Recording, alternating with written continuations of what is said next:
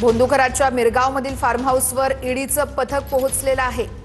ईडीच्या पथकाकडून फार्म हाऊसची झाडाझडती घेतली जाते।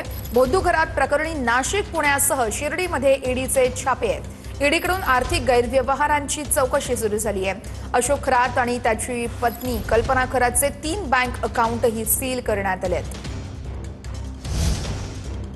बाबा अशोक खरात याच्या मिरगाव येथील निवासस्थानी सध्या ईडीचं पथक जे आहे ते सकाळी 7 वाजल्यापासून दाखल झालं आहे। बाबा अशोक खरात यांनी कोट्यवधी रुपयांची माया जमवल्याचा संशय ईडीला असून ईडी करून आर्थिक गैरव्यवहारांची चौकशी जी आहे ती कसून होताना आपल्याला बघायला मिळत आहे।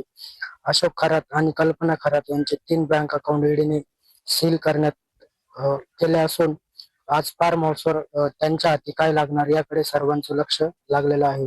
अशोक खरात याच्या साम्राज्य ईडीने टाच आणले असून अशोक खरात याच्या मिरगाव येथील याच आलिशान फार्म हाऊसवर सकाळी 7 वाजल्यापासून जे आहे ते ईडीचं पथक दाखल झालं आहे। योगेश म्हाळणकर, TV9 मराठी, सिन्नर, नाशिक।